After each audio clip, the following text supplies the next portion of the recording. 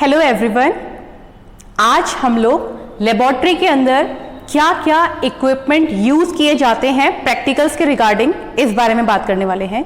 ये इम्पॉर्टेंट इसलिए है क्योंकि हम लोग जैसे ही क्लास 10th से क्लास 11th में जाते हैं और हम लोगों को एपरेटस की इंफॉर्मेशन गेन करनी होती है तो वहाँ पर हम लोगों को बहुत पजल हो जाता है कि कौन सी चीज़ क्या है।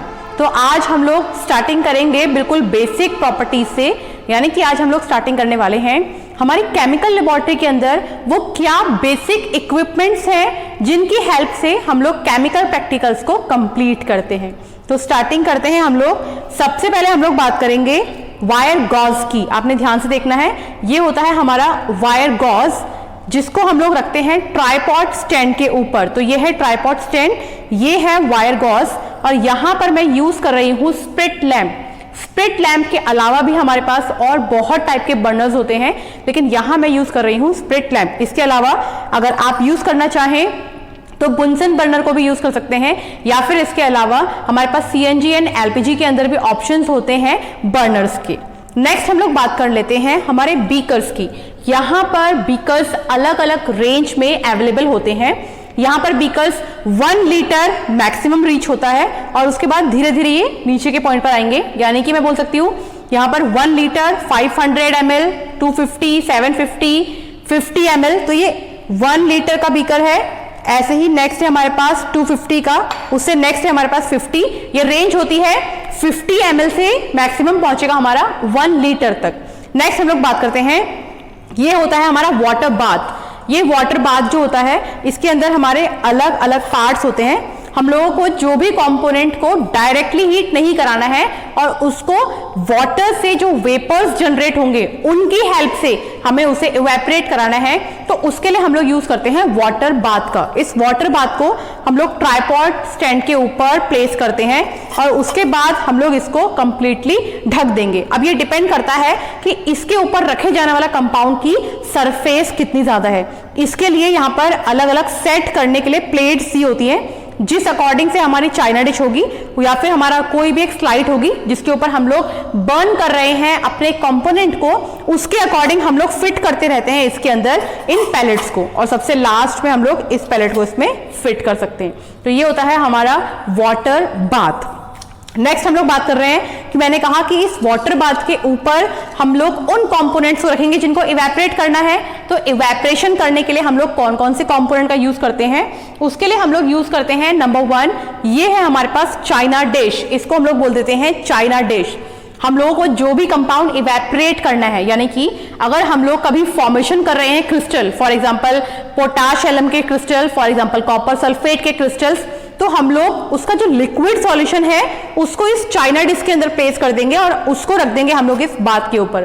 कभी कभी हम लोग डायरेक्टली भी इसको रख देते हैं, लेकिन सही मेथड यही है कि हम लोग वाटर बाथ के थ्रू इसको हीट करवाएं, क्योंकि डायरेक्टली कभी ये ज्यादा हीट हो सकता है और उसके बाद हमारा कंपोनेंट जो है वो खराब भी हो सकता है। तो एक ऑप्शन होता है हमारे पास चाइना डिश का।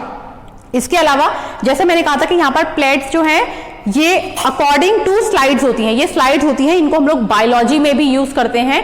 भी इन स्लाइड्स का यूज किया जाता है और ये अलग अलग साइज में होती हैं। इनके ऊपर हम चाहें तो डायरेक्टली कंपाउंड को रखकर फिर उसको प्लेस कर सकते हैं वाटर बाथ के ऊपर। तो यहां मेरे पास 2 स्लाइड्स हैं। इसके अलावा भी हमारे पास अलग अलग टाइप की स्लाइड्स होती हैं। ये मैक्सिमम हाइट है स्लाइड की और ये एक छोटी स्लाइड है। इनके अलावा मीडियम साइज में भी स्लाइड्स होती हैं जिनका हम लोग यूज करते हैं किसी भी एक कंपोनेंट को इवेपोरेट कराने के लिए, और वो भी कब, जब हम लोगों को उसको वाटर बाथ के ऊपर इवेपोरेट कराना है। उसके बाद हमारे पास नेक्स्ट है पिपेट्स। इसको हम लोग बोलते हैं पिपेट्स। यहां मेरे पास 25 ml में पिपेट है। इसके अलावा हमारे पास 20, 25, 30, 50 इन ml के अंदर भी पिपेट्स होती हैं। अब हम लोग इसको यूज कहां करेंगे, जब हम लोग टाइट्रेशन मेथड को कंप्लीट करेंगे, प्रिपरेशन करेंगे किसी भी एक कंपोनेंट की, जैसे कि फॉर एग्जांपल हम लोगों ने पोटेशियम परमैंगनेट या फिर पोटेशियम डाइक्रोमेट, इसके अलावा और भी कंपोनेंट्स होते हैं, इनकी हम लोगों ने टाइट्रेशन करनी है बाय द हेल्प ऑफ मोहर सॉल्ट या फिर ऑक्सैलिक एसिड। वहां हम लोग यूज करते हैं पिपेट्स का। अगर हम लोगों को KMnO4 का, पोटेशियम परमैंगनेट का टाइट्रेशन करना है तो हम लोगों ने क्या करना है कि जो भी कंपोनेंट, फॉर एग्जांपल मोहर सॉल्ट या फिर ऑक्सैलिक एसिड, उसका 25, यहाँ पर एक लाइन होती है, ये आप लोगों को दिखाई नहीं दे रहा होगा, यहाँ पर एक लाइन प्रेजेंट होती है। इस लाइन तक हम लोग किसी भी एक कंपोनेंट को आइदर इट इज मोहर salt, either it is oxalic acid सब करते हैं और फिर हम लोग उसको हमारे कंपोनेंट्स के अंदर यूज करते हैं ड्रॉप बाय ड्रॉप। यहां पर अगर हम लोग इस पॉइंट को दबा देंगे, प्रेस कर देंगे तो ये प्रेशर जनरेट करेगा, तो इससे क्या होगा, ये जो पिपेट है ये अपने आप जो है पानी को या फिर कंपोनेंट को रिलीज नहीं करेगी। जैसे ही आप इसको यहां से रिलीज करेंगे ये ड्रॉप बाय ड्रॉप रिलीज करती जाएगी। तो एक तरीके से आप कह सकते हैं जो पिपेट होता है वो एक तरीके का ड्रॉपर भी बिहेव करता है, बस यहां हम लोग कंपोनेंट को ज्यादा अमाउंट में यूज कर सकते हैं। तो ये था हमारा पिपेट। नेक्स्ट हम लोग बात कर लेते हैं ग्लास रॉड की। ये है हमारा ग्लास रॉड। ग्लास रॉड को हम लोग यूज करते हैं स्ट्रिंग करने के लिए। कोई भी कंपोनेंट हम लोगों ने बीकर के अंदर लिया है, फॉर एग्जाम्पल हम लोगों ने शुगर क्रिस्टल को वाटर में डिसॉल्व करना है, तो हम लोग by the help of glass rod उसको स्ट्रिंग करने का काम करते हैं। तो ग्लास रॉड जो है वो स्ट्रिंग करने के काम में आती है। इसके अलावा एक हमारे पास होता है इग्निशन ट्यूब। ये बहुत छोटा होता है साइज में, इसलिए आप लोगों को क्लियरली दिखाई नहीं दे रहा होगा, मैं कोशिश कर रही हूं इसे आपको दिखाने की।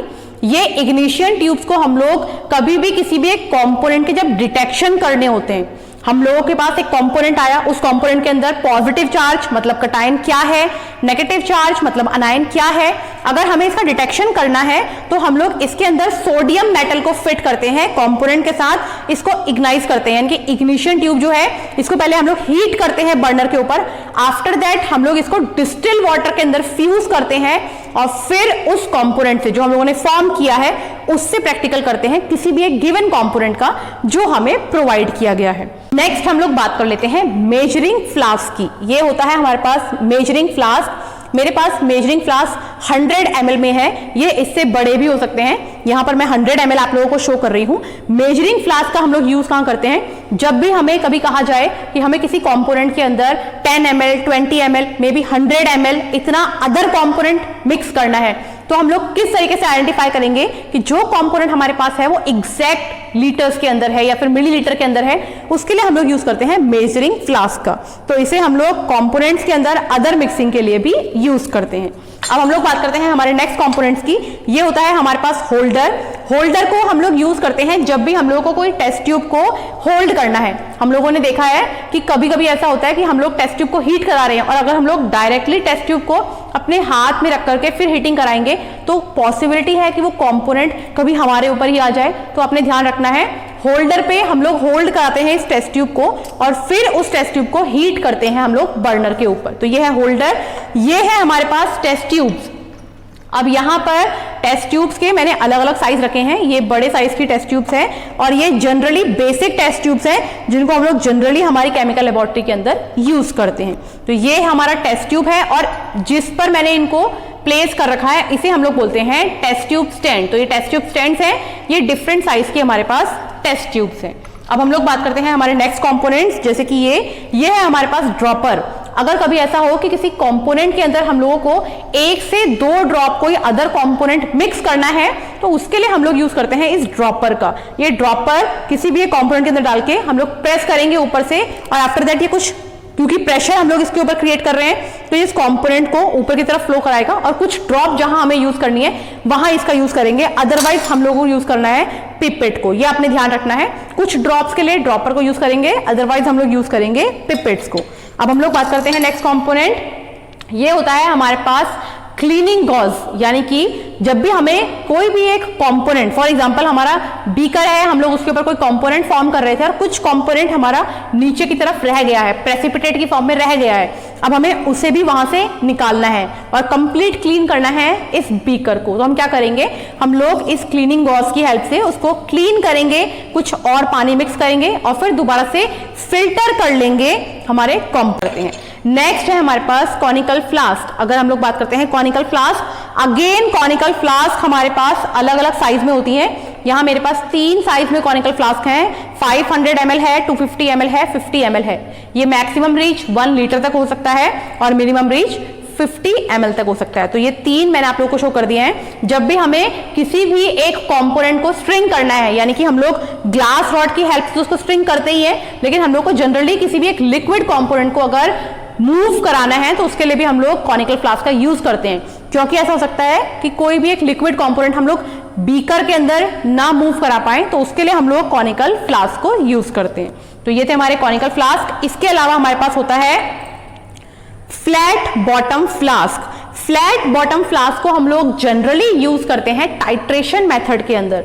फॉर जब भी हम लोग टाइट्रेशन करेंगे by the help of KMnO4, वहां हम लोग यूज करते हैं फ्लैट बॉटम फ्लास्क का। यानी कि मैं आप लोगों से बताना चाहती हूं कि Mohr salt, oxalic acid, potash alum, हम लोग किसी भी कंपोनेंट का टाइट्रेशन कर रहे हैं, सबसे पहले हमें उसका एक मोलैरिटी और नॉर्मेलिटी पे स्टैंडर्ड सॉल्यूशन फॉर्म करना होता है। वो स्टैंडर्ड सॉल्यूशन हम लोग प्रिजर्व करके रखते हैं हमारे फ्लैट बॉटम फ्लास्क। तो ये होता है हमारा फ्लैट बॉटम फ्लास्क। अगेन ये अलग अलग साइज में आता है। मेरे पास यहाँ पर 250 ml में है, इसके अलावा ये 500 ml या फिर 1 लीटर तक में भी प्रेजेंट होता है। सबसे लास्ट में हम लोग बात करने वाले हैं उन कंपोनेंट्स की।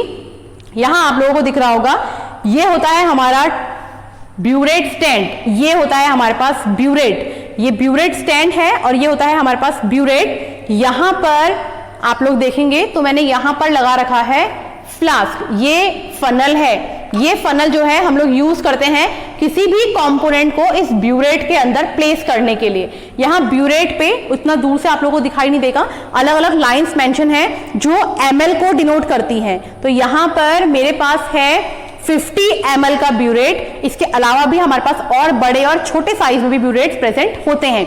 तो अकॉर्डिंग टू प्रैक्टिकल हम लोग ब्यूरेट को यूज करते हैं। यहां पर हम लोग ब्यूरेट को यूज किस तरीके से करेंगे, हम लोगों ने कोई भी एक कंपोनेंट फनल की हेल्प से इस ब्यूरेट के अंदर प्लेस करना है और यहां पर एक नॉब होता है। इस नॉब की हेल्प से हम लोग इसको टाइट या फिर लूज कर सकते हैं, जिससे जो भी कंपोनेंट हम लोगों को चाहिए, हमारे कॉनिकल फ्लास्क या फिर बीकर जो भी हम लोगों ने नीचे प्लेस किया है, यहां मैंने कॉनिकल फ्लास्क को प्लेस किया है, जो भी कंपोनेंट हमें हमारे कॉनिकल फ्लास्क के अंदर चाहिए, हम लोग इस नॉब को टाइट और लूज करके जितना अमाउंट हमें चाहिए उसको उस कॉनिकल फ्लास्क के अंदर प्लेस कर सकते हैं। और ये है हमारा ब्यूरेट का स्टैंड जो होल्ड करके रखता है हमारे ब्यूरेट को। तो ये थे हमारे कुछ बेसिक कंपोनेंट्स जिनको हम लोग हमारी केमिकल लेबोरेटरी के अंदर यूज करते हैं हमारे क्वालिटेटिव एंड क्वांटिटेटिव एनालिसिस को कंप्लीट करने के लिए। आई होप आप लोगों को ये कंपोनेंट्स एंड एपरेटस अच्छे से समझ में आए होंगे। अगर इस वीडियो के रिगार्डिंग आप लोगों के कोई भी डाउट्स हैं तो प्लीज उसको कॉमेंट सेक्शन में लिख दीजिएगा, मैं उसको रिप्लाई करूंगी। आज के लिए इतना ही, थैंक यू।